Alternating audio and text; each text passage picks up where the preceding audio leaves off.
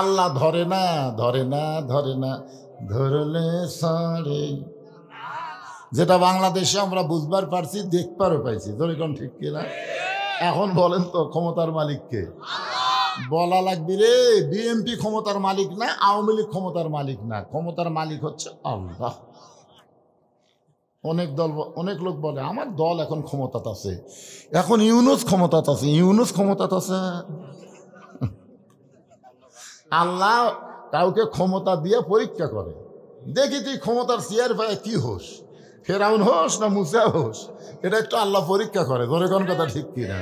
কেউ ক্ষমতার চেয়ার পায় মুসা হয়, ক্ষমতার মালিক আল্লাহ বিশ্বাস করে, আল্লাহর হুকুম অনুযায়ী কাম করে। আর কেউ ক্ষমতার মালিক চেয়ারে বসে ফেরাউন হয়, আল্লাহ আছে এটা মনেই রাখে না।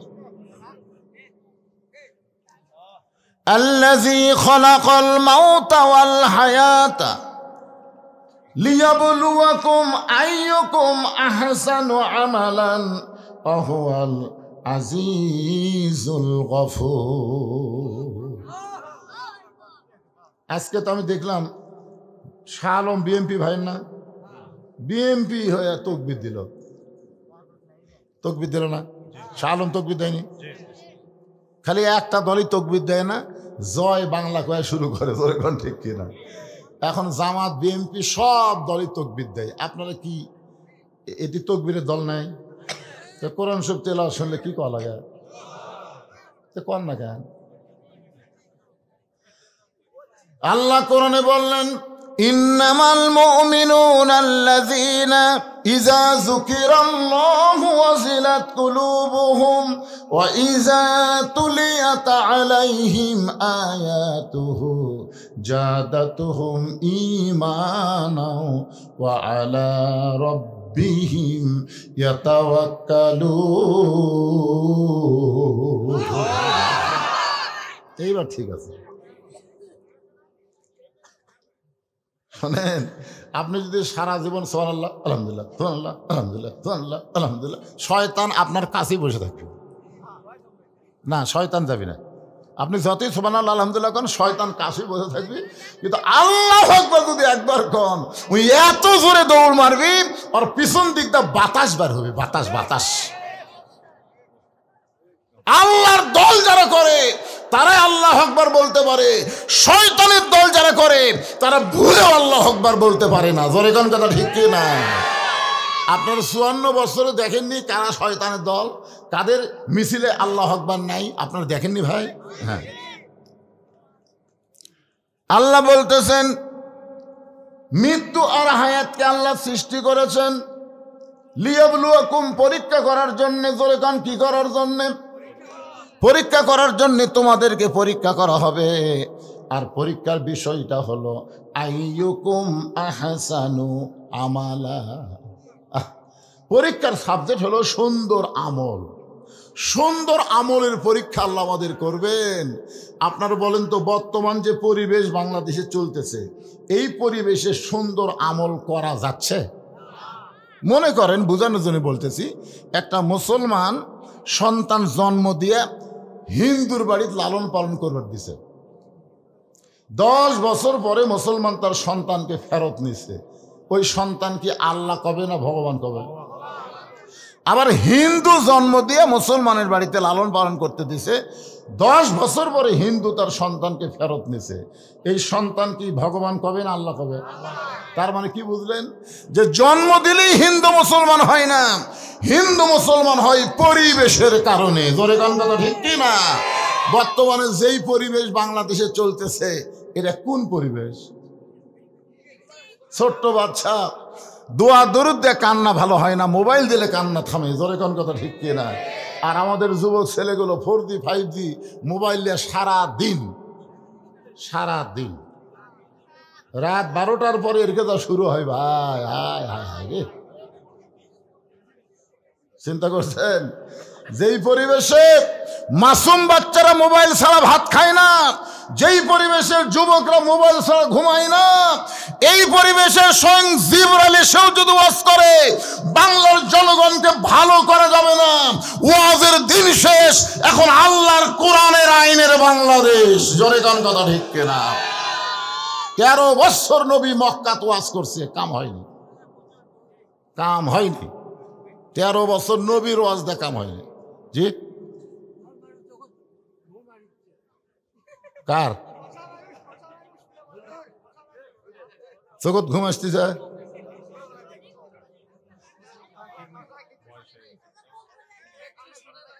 তো কানে শোনে না, তার আবার ঘুমি কি আছে এত নাকি? মানুষ একটা পাচ্ছেন বারে সামনে কাতার থোছেন রে।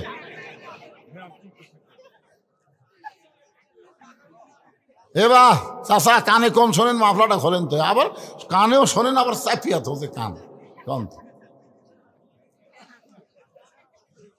কি শুনতেছেন, কি বুঝতেছেন? মাথা গেল রে আল্লাহ। ছোট ছোট বাচ্চারা সব চেতন হয়ে হাসতেছে, আর মুরব্বী কয় শুনবার পারতেছি না, ঘুম ধরতেছে। হ্যাঁ, একটু মনোযোগ দেন, আমি কি বলতেছি খেয়াল করছেন? হ্যাঁ, আল্লাহর পরিবেশ, যেই পরিবেশে সুন্দর আমল করা যাবে।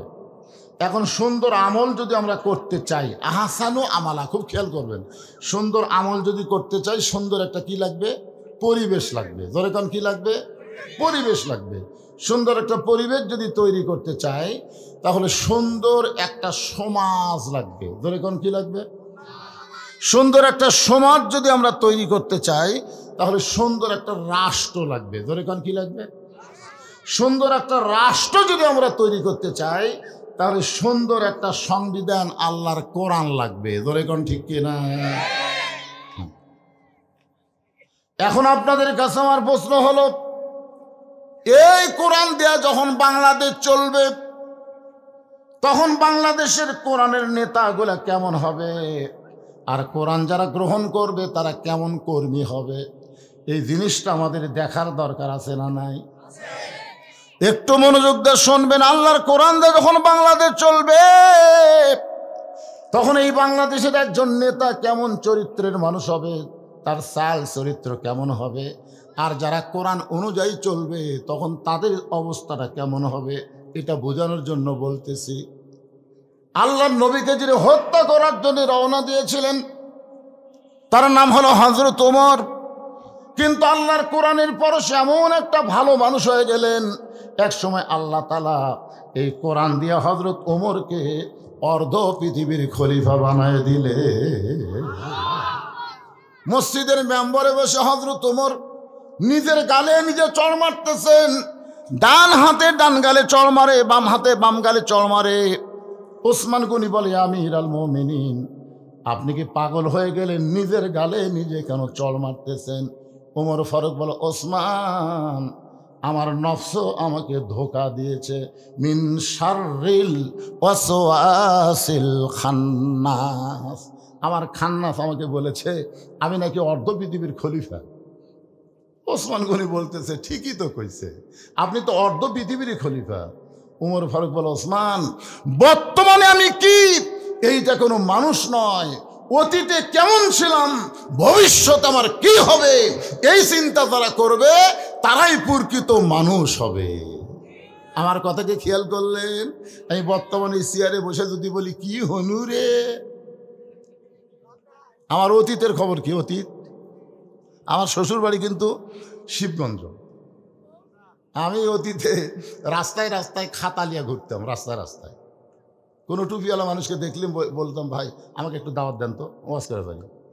তখন না না, আমরা যে বক্তার কাছে যাচ্ছি তার কাছে আগে যাই। 10 জনকে বললো, একজন আমাকে দাওয়াত দেয় না। ঘুরে ঘুরে আমি দাওয়াত পাইনি, এটা হলো আমার অতীত। আর আমার বর্তমান হলো, দাওয়াতের ঠেলায় আমি 3 তালা লুকা থাকি, সিসি ক্যামেরা দিয়ে দেখি। আর আমার মাদ্রাসার মুহূর্তে আমি সেইটাকে বলি, যেভাবেই হোক ফিরিয়ে দাও, ফিরিয়ে দাও, আমার তারিখ লওয়ার কোনো জায়গা নাই।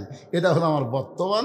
আর আমার ভবিষ্যৎ হলো, মসজিদের খাটনি আমার বাড়ির আঙ্গিনাতে আসবে, রঙিন কাপড় খসে সাদা কাপড়ের কাপড় দিয়ে চকলেটের মতন মুড়াইয়া আমাকে অন্ধকার কবরে নামায় দিবে। জোরে কোন কথা ঠিক কি না? তাহলে আমার অতীত আমি কি ছিলাম, ভবিষ্যতে কোথায় যাব, বর্তমানে কি হনু রে? ওমর ফারুক বলে, ওসমান, অতীতে আমি খালার বাড়িতে রাখালি করতাম। ছাগল চড়াইতে গেলে বিকেলবেলা যখন ফেরত আসতাম, খালা আমাকে বলতো, ওমর কয়টা ছাগল নিয়ে গেলে, কয়টা ফেরত আনলা? আমি ছাগলের পাল গোনা দেখি 2-4টা ছাগল কম, আমি আবার দৌড় দিতাম। ওই পাহাড়ি এলাকায় ছাগলগুলো খুঁজে খুঁজে এনে যখন খালারে জমা দিতাম, খালা আমার মাথার চুল ধরে বলতো, ওমর আজকে যেই ভুল করেছ, আগামীকাল যদি একই ভুল করো, তোমার রাখালির চাকরি কিন্তু ক্যান্সেল হয়ে যাবে। আমি খালার পা ধরে বলতাম, খালা রাখালির চাকরি ক্যান্সেল করে দিলে আমি থাকবো কোথায়, খাবো কি? একদিন যে ওমর রাখালির চাকরি রক্ষা করার জন্য খালার পা ধরে কেঁদেছে, আজকে সেই ওমর অর্ধ পৃথিবীর খলিফা হয়েছে। এটা ওমরের যোগ্যতাই নয়, এটা কেবলমাত্র আল্লাহর কোরআনের ওসিলা। আজকে আমাকে এত সম্মান আপনারা দিচ্ছেন, এটাই কালো মানুষের যোগ্যতা নয়, এটা কেবলমাত্র আল্লাহর কোরআনের ওসিলায়। জোরে কোন কথা বলেন না কেন? আজকে সেই কোরআনের মাদ্রাসা ভিক্ষা করে চলাতে হয়, দান সাদকা দিয়ে চলাতে হয়, আর একদম বাকদম কলরম সাথে ঢাকঢোলক ঝাঁঝর বাজে এই মিথ্যা শিক্ষা যারা দেয়, সেখানে সরকার হাজার হাজার কোটি টাকা বেতন দেয়। জোরে কোন কথা ঠিক কিনা? মুসলমান, আর শয়তানের দিন নাই। আগামীতে আল্লাহর কোরআনের বাংলাদেশ আমরা নিজের চোখে দেখতে চাই। জোরে কোন কথা ঠিক কিনা? সমস্ত প্রাইমারি হাফেজি মাদ্রাসা করা হবে। কি মনে করতেছেন? একদম বাকডম আইরা আইটিয়ে নায়হরা দিয়ে লালে গেল বোয়াল মাছে তাই না থেকে ভোদন নাচে, একটা শয়তানি শিক্ষা মুসলমানের জমিনে চলবে না। ইকরা বিসমি রাব্বিকাল্লাযী খলাক, খলাকাল ইনসানা মিন আলাক। জোরে বলেন কথা ঠিক কিনা? আর কতদিন, আর কতদিন এভাবে চলবে? এখন আগামীতে আমাদের শুভ দিন আসতেছে। আপনার তো বসে আছেন খালি বিয়ার হাটে আর এই শিবগঞ্জের মধ্যে।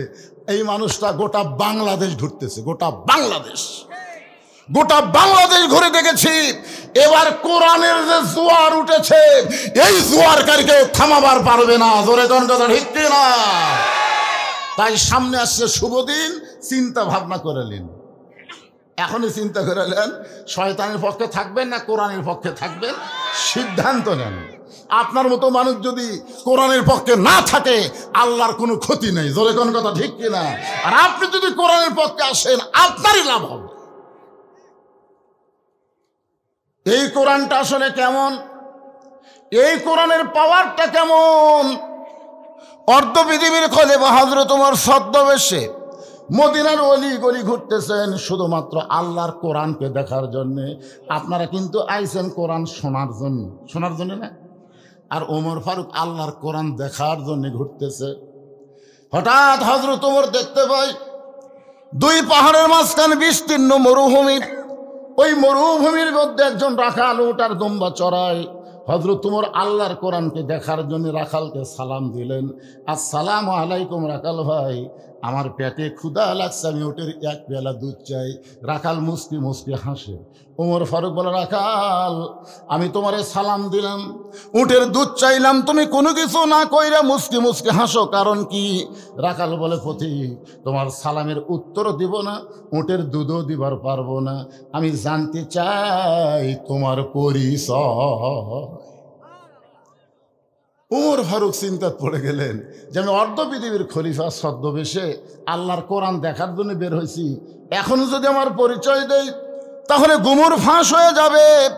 এমন সময় আল্লাহর কোরআন বলে, ওমর রাখাল যখন তোমার পরিচয় চাইছে, তুমি আসল পরিচয় দাও। তোমার আসল পরিচয় হলো মিল্লাতা আবিকুম ইব্রাহিম ওয়া সাম্মাকুমুল মুসলিমিন। তোমার আসল পরিচয় হলো তোমার জাতির পিতা ইব্রাহিম। মুসলমানের জাতির পিতাকে যারা বলবেন না, যারা বলবেন না, মুখ বন্ধ করে থাকবেন। এই সময় যদি মুখ বন্ধ করে থাকে, খবর আছে মানে মরার 2 ঘন্টা আগে মুখ বন্ধ, কেন করতে করতে জীবন থাকবে। আল্লাহ রাসূল বলেছেন, কোনো ব্যক্তি যদি সারা জীবন পাপ করে আর মৃত্যুর সময় কলেমা উচ্চারণ করে যদি মারা যায়, শুধু কলেমা মুখে থাকার কারণে আল্লাহ তার জীবনের সব গুনাহ মাফ করে দেয়, সব। ওই যে দেখেন ওই যে একটা আছে, ওই আমাক খেয়াল করে টার্গেট মারছে, ওই যে খারাপ হয়ে গেছে দেখেন ওদের পিছনে। না ওই খারাপ হয়নি, ওর কোনো দোষ নাই, ওর কোনো দোষ নাই, দোষ হলো ওর মায়ের। কারণ একজন ভালো একটা সন্তান চাইলে ভালো একটা মায়ের দরকার। জোরে কোন কথা ঠিক না? হ্যাঁ, এত মানুষ থাকতে আমার সব টার্গেট মারে, তার মানে এত ছোট অবস্থা টার্গেট মারে, ওই বড় হলে তো গুলি মারবি। জোরে কোন কথা ঠিক না? ওই ছোট বাচ্চারে নিয়ে এসে আদর করে বসে দেন। কি বুঝতেছেন? আমাদের জাতির পিতার নাম কি? এতগুলো মরদ মানুষ, মুসলমান মানুষ বাড়ি, এটা কি হিন্দুরা আছে নাকি রে? আমাদের জাতির পিতার নাম কি? হুয়া সাম্মাকুমুল মুসলিমিন, যিনি তোমাদের নাম দিয়েছে মুসলমান। ওমর ফারুক বলতেছে, রাখাল আমার পরিচয় যখন জানতে চাও, আমার পরিচয় হলো আমি একজন মুসলমান। রাখাল মুসকে মুসকে হাসার বলে, আসল না নকল? ওমর ফারুক চুমকে উঠছে, কে রে মুসলমান তো মুসলমানই, এর মধ্যে আসল নকল কি? রাখাল বলতেছে, আসল মুসলমান যারা হবে তারা চাওয়ার ব্যাপারে সতর্ক থাকবে, তারা কোনোদিন মহাস্থানে যাবে। মহাস্থানে যায় বাবা,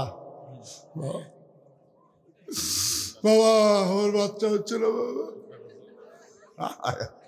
আমার দয়াল বাবার দরবারেতে কেউ ফিরে না খালি হাতে।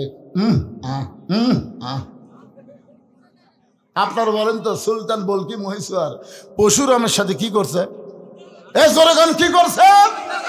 বাতিলকে উৎখাত করে হকের বাতি জ্বালাইছে, আর পরশুরামের গোষ্ঠীরা ওইখানে গাঁজা খায়া মেলা বসায়। জোরেগান কথা ঠিক কি না? আল্লাহর কোরআন যেদিন বাংলাদেশে চালু হবে, মহাস্থানে কোনো গাঁজার আসর চলবে? কি মনে করতেছেন গাঁজা খাবো? একটু মনোযোগ দেবেন। রাখাল বলতেছে, রে তুমি যদি মুসলমান হও, মুসলমান চাওয়ার ব্যাপারে সতর্ক থাকবে, দরকার হলে মুসলমান ফাঁসির মঞ্চে যাবে, কিন্তু রাষ্ট্রপতির কাছে বাঁচার দরখাস্ত লিখবে। এরকম মুসলমানকে আপনারা বাংলাদেশে দেখেন নাই? দরকার হলে ফাঁসির মঞ্চে যাবে, কিন্তু রাষ্ট্রপতির কাছে দরখাস্ত লিখবে না।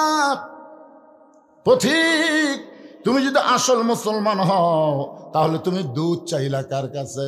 ওমর ফারুক চোখের পানি বের করে কান্দে আর মনে মনে কয়, আল্লাহ, কোরআন দিয়ে যখন দুনিয়া চলবে, ওমর যদি ভুল করে একটা রাখাল পর্যন্ত ভুলটা ধরতে পারবে। ওমর ফারুক বলেন, রাখাল ভাই, চাওয়ার ব্যাপারে আমার ভুল হয়ে গেছে। রাখাল বলতেছে, ভুলটা যখন স্বীকার করছো তাহলে তওবা করো। আপনার বলেন যে তওবা করার সুযোগ আছে না নাই? এতদিন তারা আওয়ামী লীগ করেছে, এখন দেখতেছে সব বড় বড় নেতা পলে গেছে, চামচাগুলা খেলা হাউমাউ করতেছে। আমি তাদেরকে বলি, তোমরা যদি বুঝতে পারো আওয়ামী লীগ দল করা ভুল হয়ে গেছে, তাহলে এখন তওবা করো। তওবা করে ভালো একটা দলে ভর্তি হওয়ার সুযোগ আছে না নাই? আছে না নাই?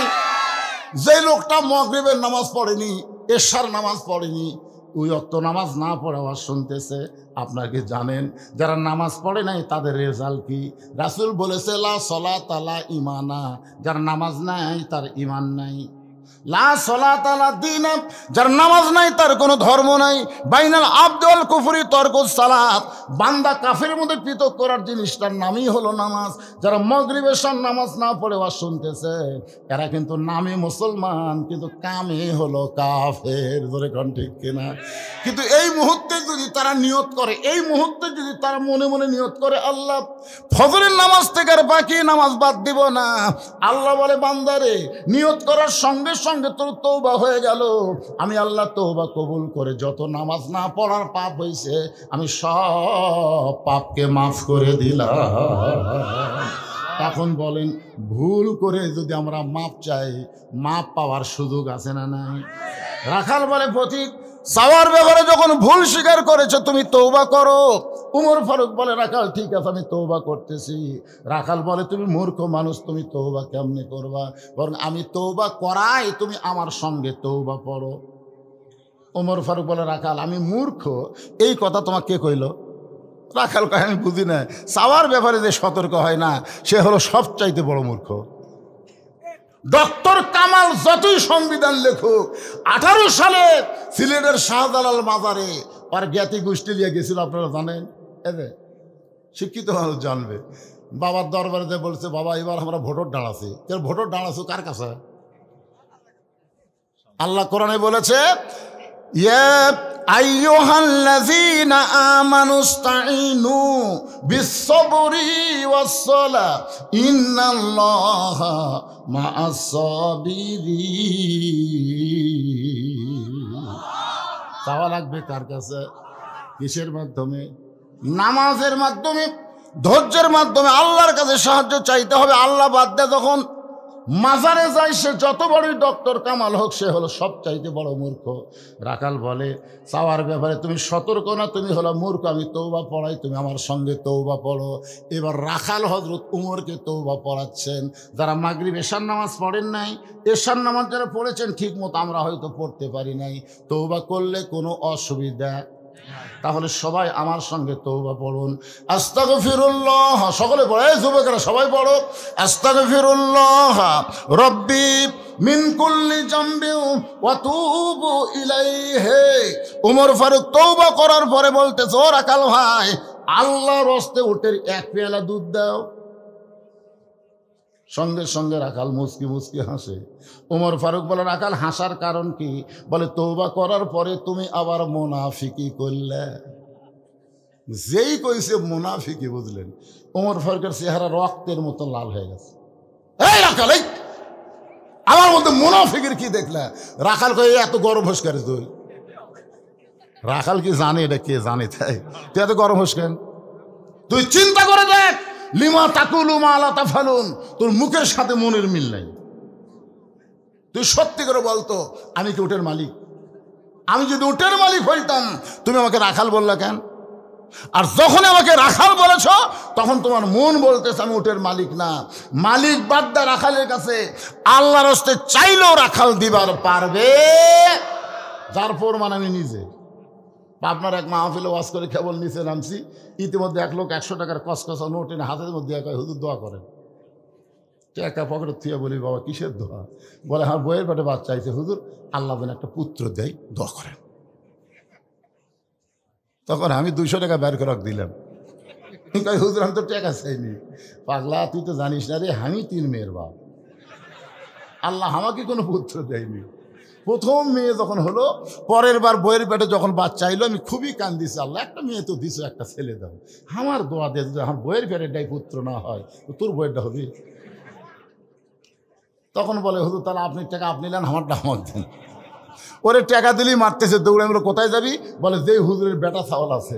আমি বললাম কোনো হুজুরের কাছে না, কোনো বাবার কাছে না, কোনো পীরের কাছে না, বাবার যদি চাও মালিকের কাছে চাও। জোরে কোন কার কাছে? রাখাল বলে পথিক সত্যি যদি আল্লাহর হস্তে উটের এক পেয়ালা দুধ চাও তাহলে এখানে মালিকের বাড়ি হলো 10 মাইল দূরে। ওই 10 মাইল দূরে মালিকের বাড়ি গিয়ে বলো মালিক তোমার রাখাল উট আর দুম্বা চড়ায়, তুমি মালিক যদি হুকুম দাও তাহলে রাখাল আল্লাহর হস্তে উটের এক পেয়ালা দুধ দিবে। ওমর ফারুক বলে রাখাল ভাই অত দূর মালিকের বাড়ি যাওয়ার দরকার আবার নাই, বরং তোমাকে 2টা টাকা দিলাম, এই 2টা টাকার বিনিময়ে তুমি উটের এক পেয়ালা দুধ দাও। রাখাল মুচকি মুচকি হাসার বলে পথিক তুমি কি হযরত উমরকে চেনো? কাকে বলতেছে? হযরত উমরকে। রাখাল বলতেছে পথিক তুমি কি হযরত উমরকে চেনো? যদি উমরকে চিনতা তাহলে এরকম বেসাইজা কথা বলতা না। উমরের গুপ্ত বাহিনী যদি দূর থেকে দেখবার পায় তুমি আমারে 2 টাকা ঘুষ দিছ আর মালিক বাদ দা তোমাকে উঠে এক পেয়ালা দুধ দিলাম, তাহলে তোমাকেও ধরবে আমাকেও ধরবে। এই বুড়া বয়সে কি তুমি ধরা পড়বার চাও? ওমর ফারুক বলে, রাখাল ভাই তাহলে চলো পাহাড়ের গুহার মধ্যে যাই, ওই গুহার মধ্যে গিয়ে তোমাকে গোপনে 2টা দিরহাম দিব, তুমি গোপনে উটের এক পেয়ালা দুধ দিবে, উমরের গুপ্ত বাহিনীও দেখতে পাবে না, তোমার মালিকও জানতে পারবে না। রাখাল চিল্লায় বলে, তুমি ভণ্ড, তুমি ভণ্ড, তুমি ভণ্ড। ওমর ফারুক বলে, রাখাল আমার মধ্যে ভণ্ডামির কি দেখলাম? রাখাল বলে, পথিক রে, ওই পাহাড়ের গুহার মধ্যে দেওয়া নেওয়া করলে উমরের গুপ্ত বাহিনী দেখতে পাবে না, আমার মালিক জানতে পারবে না, কিন্তু রাখালের আল্লাহ দেখতে পায়। যেই কইছে রাখালের আল্লাহ দেখতে পায়, হযরত ওমর এক দৌড়ে পাহাড়ের পাদদেশে গিয়া 2 রাকাত নামাজ পড়ে আল্লাহর কাছে কাঁদতেছে আর বলতেছে, আল্লাহ তোমার কোরআন এত সুন্দর, আল্লাহ গো আজকে আমি বাস্তব কোরআন রাখালের মধ্যে রেখেছি, আসলে রাখাল না, রাখাল যেন তোমার বাস্তব কোরআন। আল্লাহ তোমার কোরআন এত সুন্দর, তোমার কোরআনের আইন যখন দুনিয়াতে চালু থাকবে তখন কেউ না দেখলেও আল্লাহ দেখবে, এই বিশ্বাস প্রত্যেকটা মুসলমানের কলিজার মধ্যে ঢুকবে। কেউ না দেখলেও কে দেখতেছে? আর আসলে নামাজ পড়ে জমির ধান দেখবার গেছে, যা দেখে উপর জমির পানি চলমল করতেছে, নিচে ওর জমির পানি নাই, চারিদিকে তাকায়, তাকে দেখে কেউ নাই, আস্তে করে বসে কাটিয়া দিয়ে ওই পানি দিয়ে হাত ধসে ধুই আবার দাঁড়ায় চারিদিকে তাকায় বলতেছে, আলহামদুলিল্লাহ কেউ দেখেনি, কেউ দেখেনি। সকালবেলা ভোট হয় দিনের বেলা, আর গল্প করতেছে সকালবেলা, তুই রাত্রে কয়টা মারছো?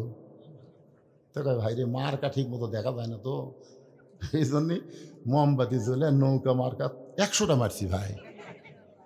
5 লাখের মোমবাতি জ্বলাছো করে, আমি মোবাইলের বাতিতে 200টা মারছি রে, খালি মার্কার চিটচিং চিটচিং করেছে, কেউ দেখে, আরে পাগলা দরজা জানলা বন্ধ করে মারছি রে, দেখবি কে? তখন 2 কান্দে 2 ফেরেশতা আল্লাহ বলতেছে, আল্লাহ এরা যে গল্প করতেছে কেউ দেখেনি, তাহলে আমরা 2 ফেরেশতা কি করতেছি? তখন আপনারা বলেন 2 কান্দে 2 ফেরেশতা কি করতেছে? দেখেনি, লেখেনি, লেখেনি তো লেখবার যখন যাচ্ছে তখন বলতেছে, আল্লাহ একজন বাপের বেটা একটা ভোট দিবি, কিন্তু এরা যে 200টা দিল, এরকে বাপ কয়টা?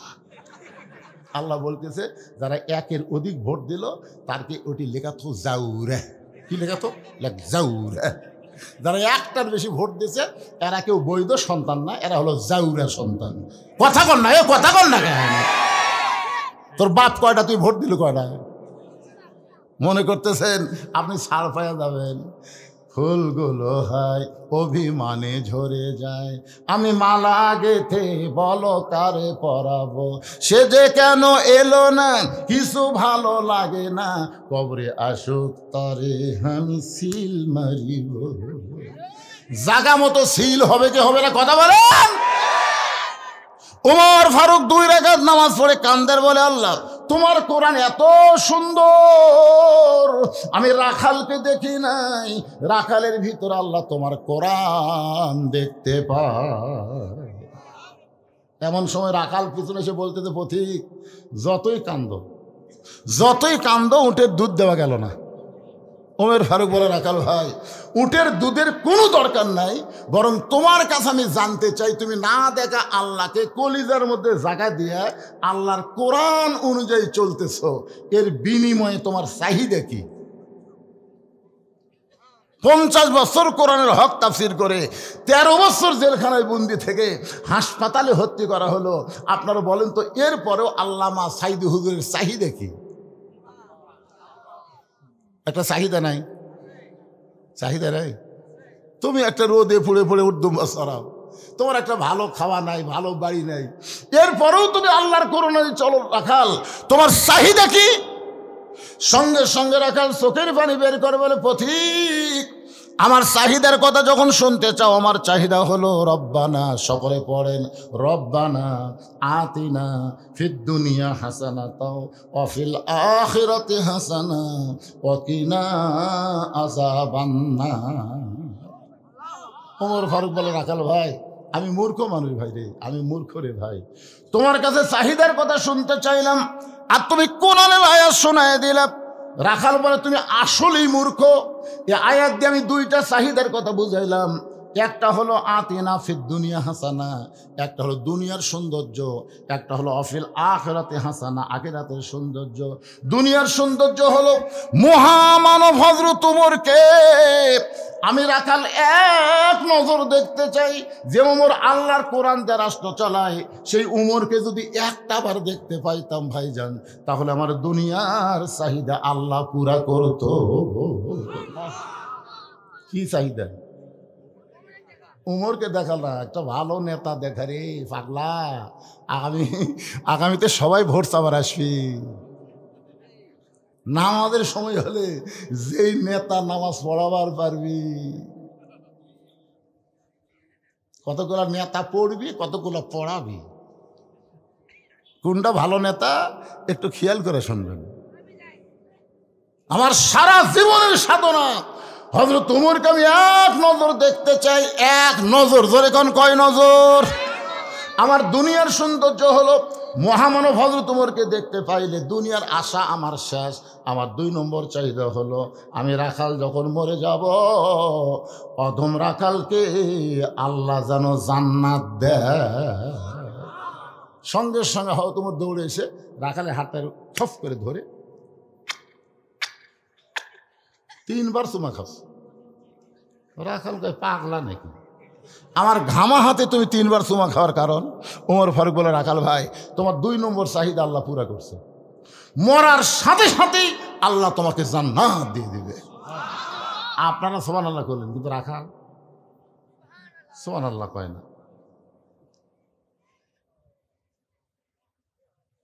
আচ্ছা, এটা কিছু না, এটা কিছু না। এটা মনে করছেন কোনো ফতুয়া? কোনো ফতুয়া নয়, কোনো নিষেধ নেই। আগেকার দিনের কাগজ দিলে মনে হচ্ছিল আপনাকে শিবগঞ্জের মধ্যে খামটা নাই, খামটা ওই খামটা দেয়। আরে শিবগঞ্জই তো, কি চোখ আর পি চোখ, উপজেলা শিবগঞ্জ না। আগে ওয়াজ করার গেলে চারিদিকে আগে তাকে ওয়াজ করা একদম।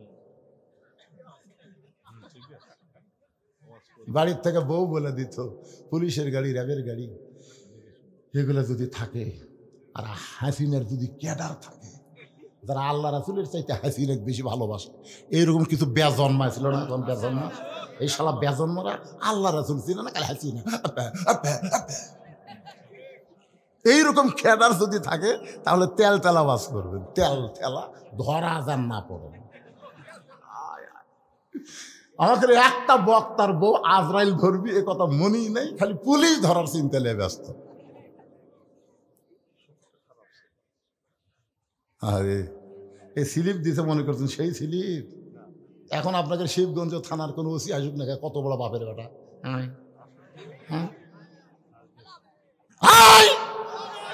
বজুসের মাহফিল কোন নেতাই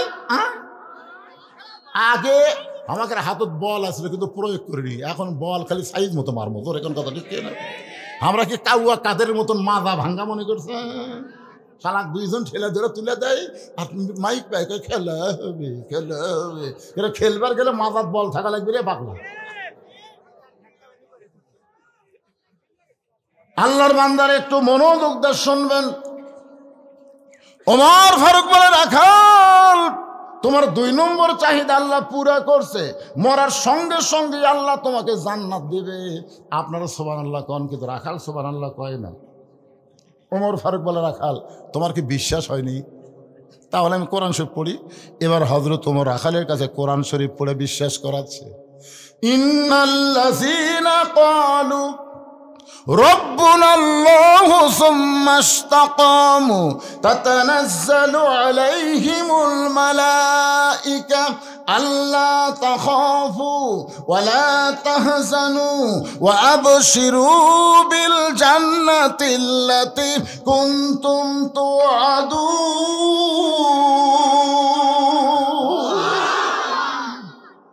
রাখাল এখন বিশ্বাস হয় না? মরার সাথে সাথে আল্লাহ তোকে জান্নাত দেবে। রাখাল খালি মুচকে মুচকে হাসে। ওমর ফারুক বলে হাসিস কেন?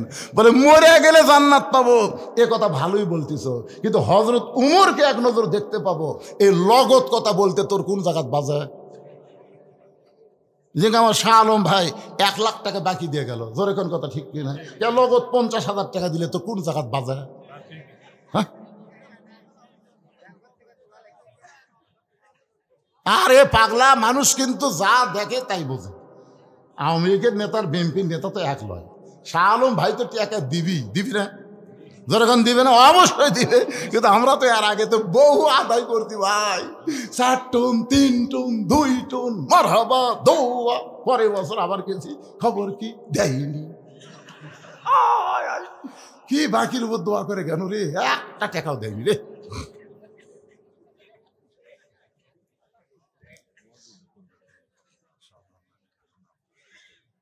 সবই জানি।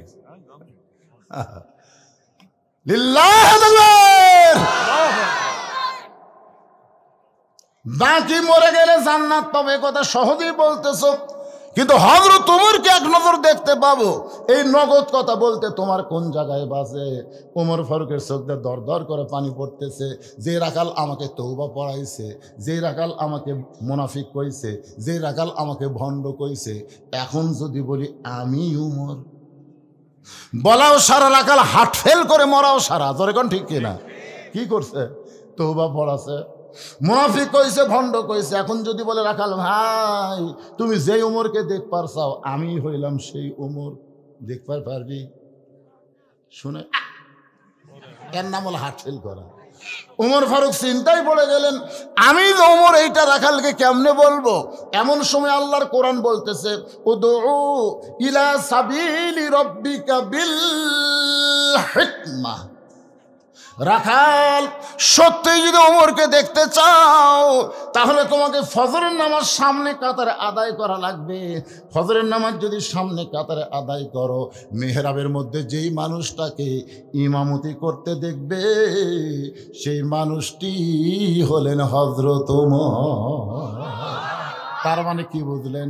আল্লাহর কোরআন দিয়ে যখন রাষ্ট্র চলবে, তখন এমপিকে শুধু সংসদের মধ্যে ভাষণ দিলে হবে না, জুম্মাতেও খুতবা দেওয়া লাগবে, জোরে কোন ঠিক না? কেবল খুতবা দেওয়ার জন্য ওমর ফারুক দাঁড়াছে, মাঝখান থেকে একজন খাড়া হচ্ছে। ওমর ফারুক বললেন এজলেস। না না, কি হয়েছে তোমার? বলে আমার কোনো খাটো পাঞ্জাবি দিয়ে আপনি লম্বা জুব্বা পরে খুতবা দেবেন? যতক্ষণ পর্যন্ত আপনার লম্বা জুব্বা কোথায় পেলেন এটা না বলবেন, ততক্ষণ আপনার খুতবা আমরা শুনবো না। বাংলাদেশের মতন ৯৬টা দেশের খলিফা তখন হযরত ওমর, এ পুস্কা একটা দেশের প্রধানমন্ত্রী না, অর্ধ পৃথিবীর খলিফার জুব্বা লম্বা, খুতবা বন্ধ করে দিচ্ছে। ওমর মুচকে মুচকে হাসতেছে আর বলতেছে, আল্লাহ আল্লাহ, যতদিন পর্যন্ত মুসল্লি লোকমা দিবে, ততদিন পর্যন্ত নেতারা খারাপ হওয়ার কোনো সুযোগ পাবি না। ধরে কোন কথা ঠিক কিনা?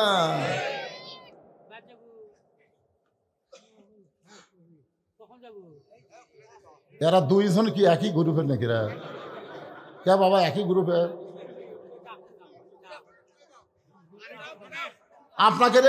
আপনাকে যে বয়স, আপনার পেনশন পাচ্ছেন বাজান, আপনার যদি নামাজ না পড়েন, রোজা না করেন, ওয়াজ না শোনেন, তারপরে জান্নাতে যাবেন জানেন?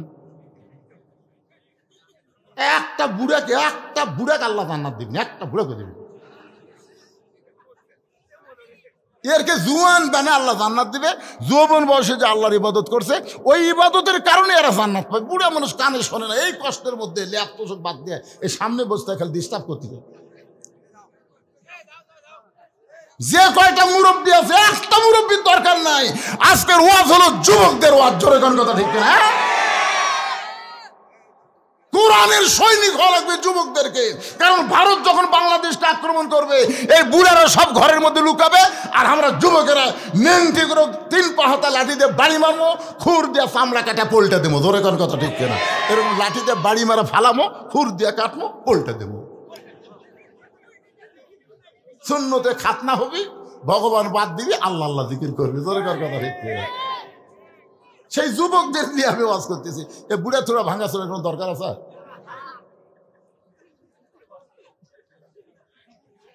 না না, আপনি বলতেছেন, আপনি তো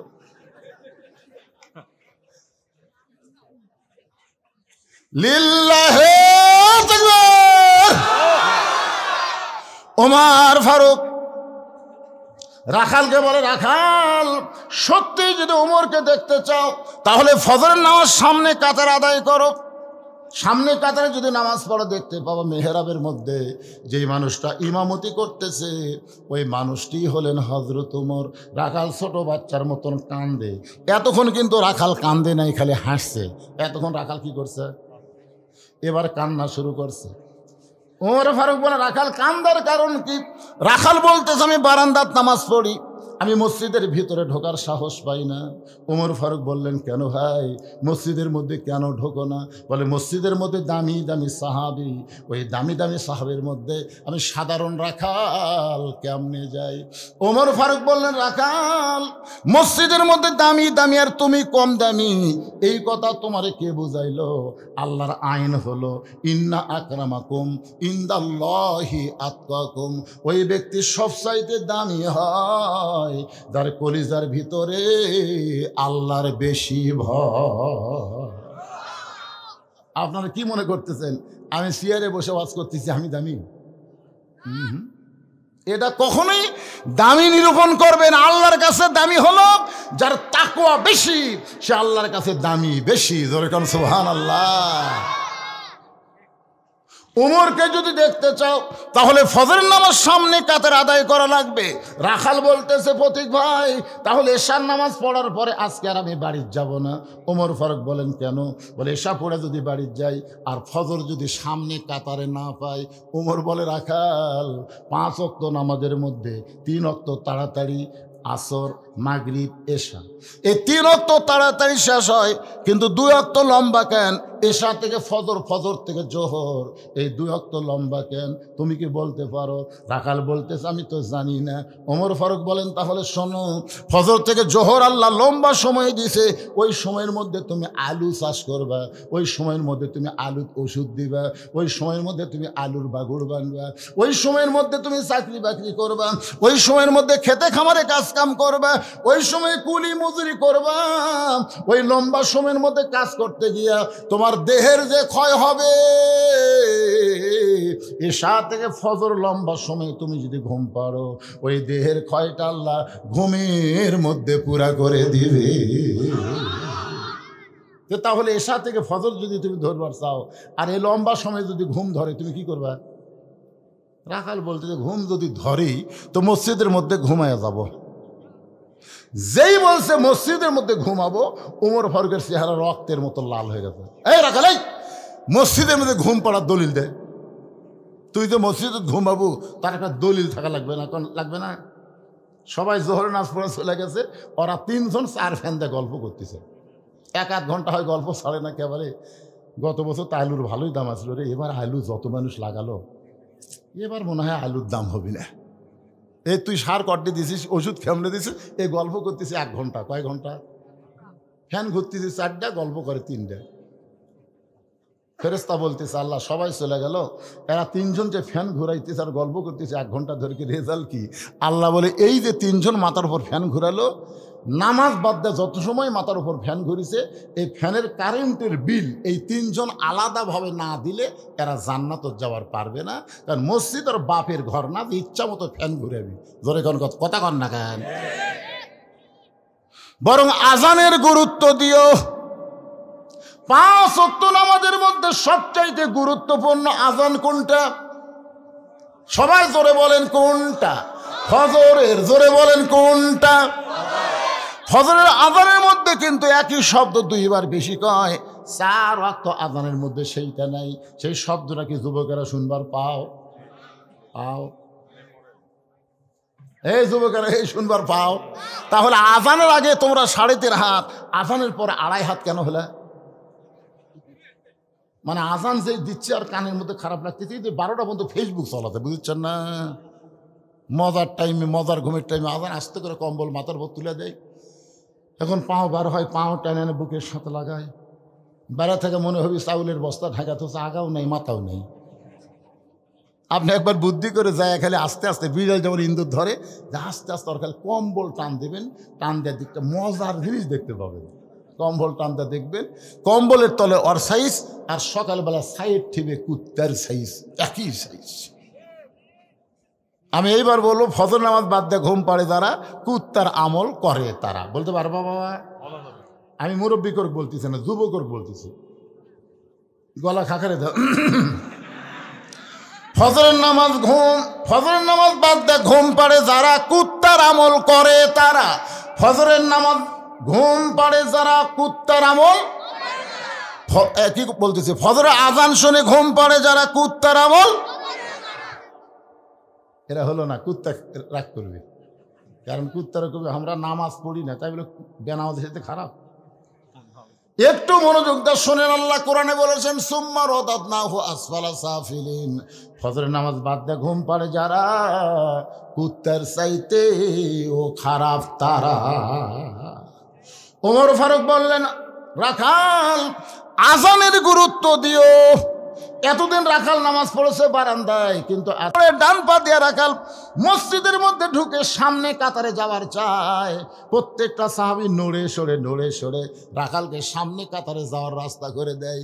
রাখাল চোখের পানি বের করে বলে, আল্লাহ, বারান্দার থেকে কি ভাবলাম, আজকে ভিতরে ঢুকে কি দেখলাম। বারান্দায় থেকে মনে করেছিলাম ভিতরে দামি দামি, কিন্তু আজকে ভিতরে ঢুকে দেখতেছি আমিও যা এরাও তাই। এটা ভিতরে না ঢুকলে বোঝা যাবে না, কোরআনের বাহিরে থাকলে বুঝবেন না। এই কোরআনের ভিতরে আমাদের আসতে হবে। উদখুলু ফিস-সিলমি কাফা, পুরাপুরি ভাবে যদি কোরআনের ভিতরে আসেন তাহলে দেখতে পাবেন ইসলামী কোনো আওয়ামী লীগ, বিএনপি, জাতীয় পার্টি, জামাত নাই।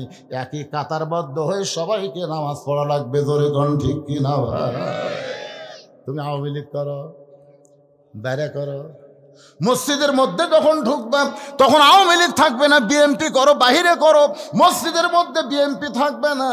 তুমি যদি জামাত করো, বাহিরে করো, মসজিদের মধ্যে থাকবে না। তুমি জাতীয় পার্টি যে দলই করো, বাইরে থেকে মসজিদের মধ্যে গিয়ে যদি দেখো আওয়ামী লীগ 4 আঙ্গুল সামনে গেছে, তুমি টান দিয়ে কাতারের মধ্যে নিয়ে আসো। বিএনপি যদি 4 আঙ্গুল পিছনে থাকে, তুমি ঠেলা দিয়ে তাকে কাতারের মধ্যে নিয়ে আসো।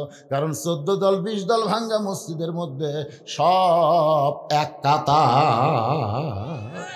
সামনে কাতারে এসপি খাড়া হয়ে আছে, একটা মুসল্লি ছাড়া কাতার পুরা হচ্ছে না। এসপি কই কেরে, একটা মুসল্লি নাই। তাকে দেখে চৌকিদার দরজার খাড়া হয়ে আছে। এসপি ডাকতেছে, আয়। চৌকিদার বলে, না স্যার, আপনি এসপি, আমি চৌকিদার। এসপি কয়, পাগলা, ওটা বাইরের কথা। তুই চৌকিদার, আমি এসপি, ওটা হলো বাহিরের কথা রে, ভিতরের কথা। আয়, আমরা 2 ভাই, আয়। এমন জোরে ডাক দিয়েছে, চৌকিদার ভিতরে আসে আর সামনে আসে না। এসপি কাতার 4,000 হাত ধরে, কে তুই আমার কথা শুনিস না? কাতার একটু পিছনে খাড়া হতো। আরে পাগলা, আমার গোড়ালির সাথে গোড়ালি মিল কর রে।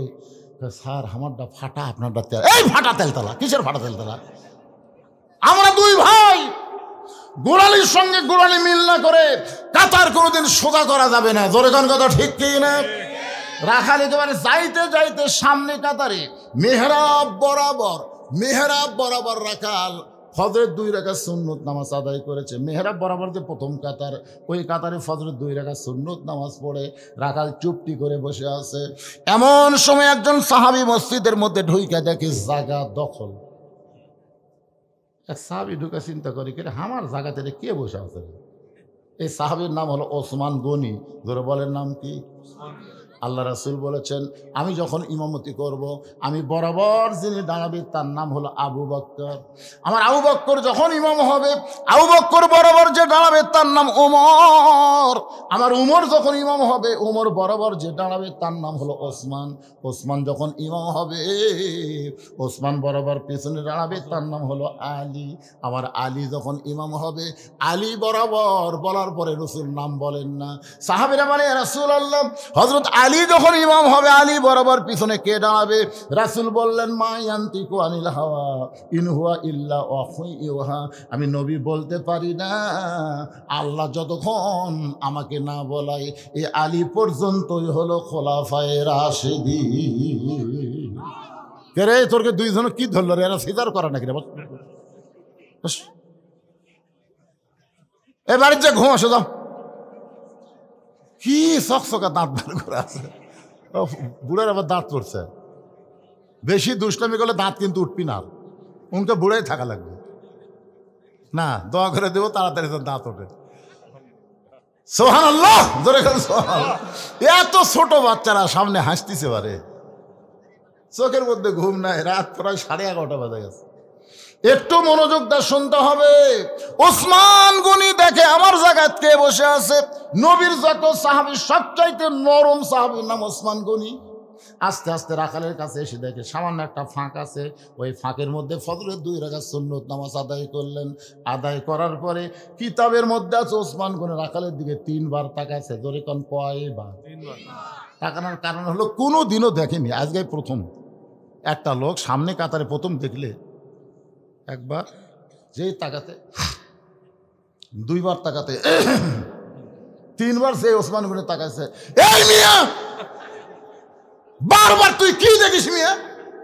মানে শোনেন, মূর্খ মানুষের দিকে যদি বারবার তাকান, মূর্খ মানুষ রাগ করবি না? একটা ভ্যান আলার দিকে গেলে আপনি 2 বার তাকান, দেখেন কি গরম হয়ে যায়। আমি একবার তাকাইছিলাম, মানে আমার গাড়ির সাথে একের বাইজে দিবি ভাব। মানে ওরা কিন্তু অটো ভ্যানের ব্রেক দুর্বল, আর ওরা কোনো সময় রাস্তার থেকে নামবি না, দরকার আমরা গাড়ি নামান লাগবে, ওরা নামবি না। আমি খালি একটু তাকাচ্ছি, হুজুর গাড়ির চড়ে বেড়ান তো, খালি টিয়ারিং ঘুরান আর যায় আমাকে রে। ওরে বাবা রে, মূর্খ মানুষের দিকে তাকালে গরম হয়। রাখাল 3 বার তাকানোর কারণে, এই মিয়া বারবার আমার দিকে কি দেখো মিয়া?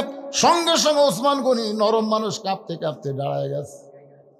ওসমান গনি বলে, ভাইজান আমি তো কিছুই বলিনি ভাই, খালি বারবার 3 বার তাকাইছি, তুমি এত গরম হইলা, তোমার পরিচয়? বলে, আমার পরিচয় হলো আমি একজন রাখাল, আমি একজন রাখাল। যেই বলেছে আমি একজন রাখাল, সঙ্গে সঙ্গে ওসমান গনি মুচকি মুচকি হাসতেছে। মুচকি মুচকি হাসার কারণ হলো, রাখাল যারা হবে তাদের ভাষা নরম হলে চলবে না, রাখালের ভাষা গরম হওয়া লাগবে। বাবা গরু, বাবা গরু, ওদিকে যাস না বাবা, আবাদ আছে। এভাবে বাবা বাবা করলে গরু কথা শুনবে। আর যদি বলে এই গরু, আরে এক ধাপ যদি সামনে বাড়ে, এই মানুষের চাইতে গরু কিন্তু বেশি শোনে। এখন আপনারা বলেন, রাখালি করবার গেলে মাঝে মধ্যে ভাষা গরম হওয়ার দরকার আছে না নাই? আল্লাহ রাসূল বলেছেন, প্রত্যেকটা অভিভাবককে আল্লাহ রাখালের দায়িত্ব দিয়ে দুনিয়াতে প্রেরণ করেছে। এখন হয়তো আপনারা চিন্তা করবেন, হুজুর আমার তো গরু ছাগল কিছুই নাই, আমি কার রাখালি করব? আপনি চোখ বন্ধ করে দেখেন, আছে, একটু চোখ বন্ধ করে দেখেন, আপনার বাড়িতে 42 বছরের একটা গাভী আছে, আপনার বাড়িতে 22 বছরের একটা আড়ে আছে, আপনার বাড়িতে 15 বছরের একটা বকনা আছে, 42 বছরের গাভী হলো আপনার বউ। আপনি সামনে কাতারে নামাজ পড়েন, নামাজ পড়ার পরে আপনি যখন জোহরের নামাজ পড়ে বাড়িতে আসলেন, বাড়িতে আসার পরে আপনার বউ আপনার সামনে খাবার দিচ্ছে, 3-4 তরকারি পাক করে আপনার সামনে খাবার দিচ্ছে, আপনি দোয়া পড়তেছেন, আল্লাহুম্মা বারিক লানা ফিমা রাযাকতানা ওয়া কিনা আযাবান নার। আল্লাহ কয়, যতই দোয়া পড়া খাতি জাহান্নামত যাবি। কি করা লাগবে? গো তুমি যে আমার সামনে খাবার দিলে, তুমি যোহর নামাজ পড়ছা? বউ যদি কয় আমি এখনো গোসলই করিনি, তখন আপনার কি রাখালি করা লাগবে? যা গোসল কর, নামাজ পড়, তারপরে আমাকে খাবার দে। তুই বেনামাজি হয়ে পাক করে আমারে খাবার দিবি, আমার নামাজের একটা নূর থাকবে না। আর গোসল কর, নামাজ পড়, তারপরে খাবার দে। তুই কি মনে করছিস রে?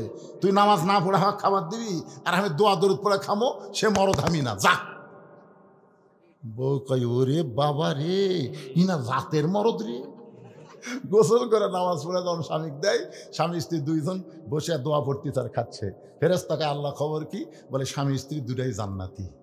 সুবহানাল্লাহ। আপনি ফজর নামাজ পড়বার যাচ্ছেন, আপনি এত শীতের মধ্যে ফজর পড়বার যাচ্ছেন, আপনার আড়িয়া কি করতেছে 22 বছরে? আপনার রাখালি করা লাগবে না? বেরে আড়িয়া রাত 3টা পর্যন্ত ওই আর্জেন্টিনার খেলা দেখছে, মেসি কিভাবে গোল করে, কিভাবে বল মারে, সব কথার খেয়াল আছে। জোরে কোন কথা ঠিক কিনা? আর আজান দেওয়ার সাথে সাথে আপনার ছেলে আর চেতন নেই, আপনি জানেন না কুয়ান ফুসাকুম হালিকুম নারা, জাহান্নামের আগুন থেকে বাঁচতে গেলে বাবা একলা বাঁচলে হবে না, আহাল পরিবার নিয়ে বাঁচা লাগবে। জোরে কোন কথা ঠিক কিনা? তাহলে আপনার ছেলে নামাজ পড়েন, আপনি নামাজ পড়বেন। 6 বছর থেকে নামাজের তালিম দেওয়া লাগবে, 10 বছর থেকে ঘাড় ধরে মসজিদে নিয়ে আসা লাগবে। এ রাখালি করার দরকার আছে না? কথা কন না কেন? আপনার 15 বছরের একটা বোকনা মানে একটা মেয়ে আছে, বড় আদরের মেয়ে। এই মেয়েটা কি করতেছে? আপনি বাবা হিসাবে রাখালি করার দরকার আছে না নাই? কথা কন আছে না নাই? হাইল পরে কিলকিল করে ঘরে গোটা উত্তর পাড়া দক্ষিণ পাড়ার ছেলেরা সব মিস কল মারে। এখন আপনি বাবা হিসাবে চিন্তা করেন তো, আপনার মেয়েকে আপনি পরিমণি করবেন না ফাতেমা বানাবেন? জোরে কন, যারা বিয়ে করেনি তারা কয় ফাতেমা। তুই বিয়ে করছো, তুই তো ফাতেমার কি বুঝিস তুই?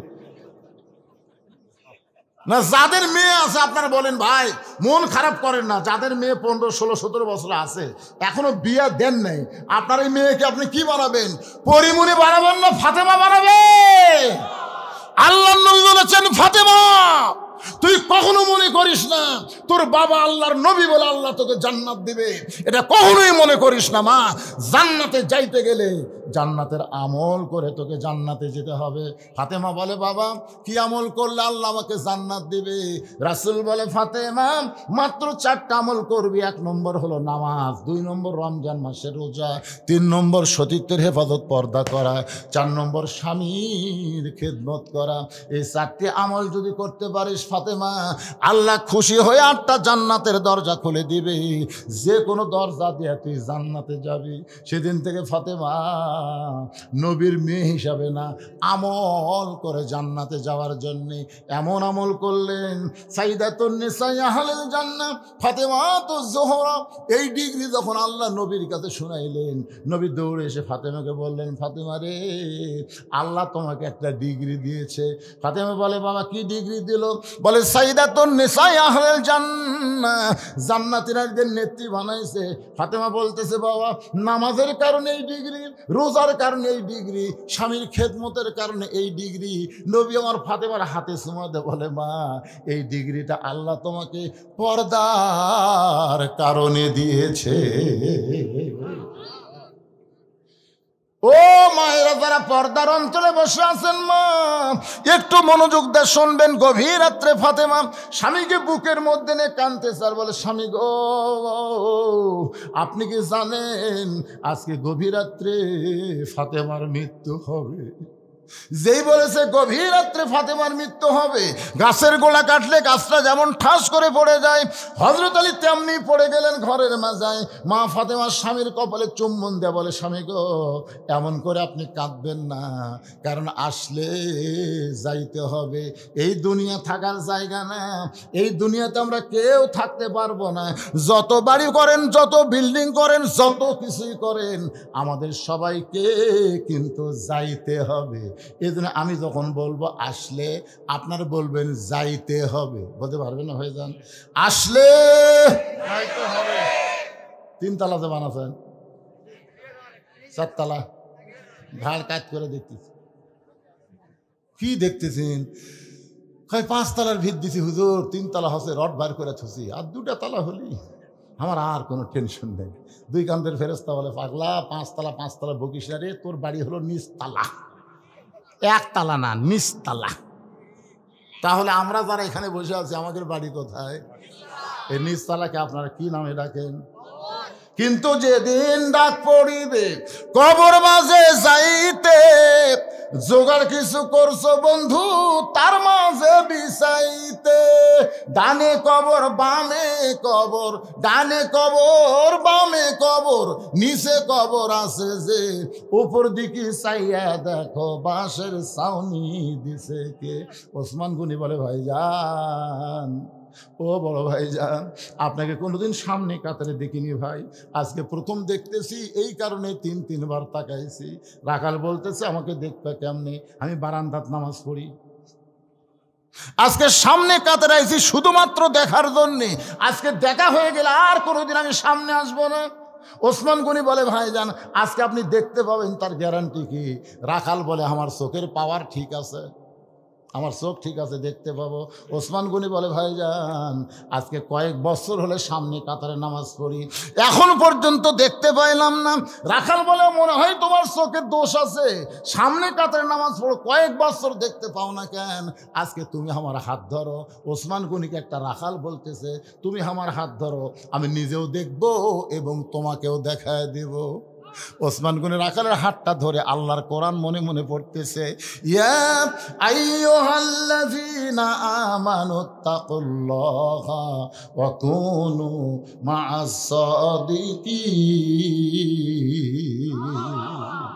আল্লাহ বলেছে ইমানদারেরা, আল্লাহর ভয় যদি কলিজার মধ্যে রাখতে চাও তাহলে সত্যবাদীদের সাথে হও। রাখাল ওসমান গনিকে সত্যবাদী বিশ্বাস করে হাতটা ধরে বসে আছে। কিছুক্ষণ পরে যখন জামাতের সময় হয়েছে তখন মুয়াজ্জিন আকামত দেওয়া শুরু করেছে। যেই মাত্র আকামত শুরু করেছে এমন সময় হযরত ওমর মেহরাবের মধ্যে ঢুকছে। দরজা দিয়ে না, দরজা নিয়ে না। যখন কোরআন দিয়ে রাষ্ট্র চলবে প্রত্যেকটা মেহরাবের সাথে একটা ছোট্ট দরজা থাকবে, ওই পারে নেতার রেস্টরুম থাকবে। যে আকামত শুরু হবে তখন ইমাম সাহেব মেহরাবের মধ্যে ঢুকবে। যে আকামত শুরু করছে ইমাম সাহেব হযরত ওমর মেহরাবের মধ্যে ঢুকছে, সঙ্গে সঙ্গে রাখাল খালি ওসমান গনি কিন্তু হাত ধরে আছে।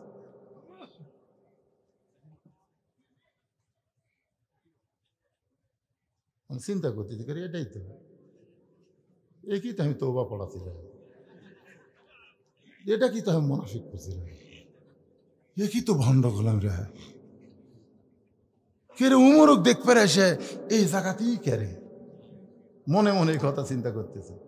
রাখাল যেই মাত্র কইছে কত কামাদিস সালাহ, সঙ্গে সঙ্গে রাখাল আল্লাহু আকবার।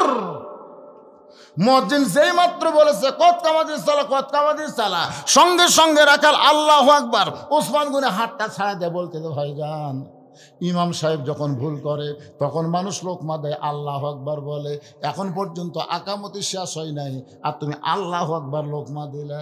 রাখাল বলতেছে এই জন্যই তো তুই কানা, এই জন্যই কয়েক বছর সামনে কাতারে নামাজ পড়িস, এখন পর্যন্ত দেখবার পাস না। পাগল রে, আমি কি জন্য লোকমা দিলাম তুই কি জানিস না? এমন সময় দ্বিতীয় কাতার থেকে একজন সাহাবী দৌড়ে এসে রাখালের হাতটা হ্যাঁচকা দিয়ে ধরে বলে, পাগল রে, তোর সামনে দেখার পরই আমার সন্দেহ হয়েছে, এতক্ষণ যে মানুষটা তোর হাত ধরেছিল বলতে পারিস এই মহামানবটাকে?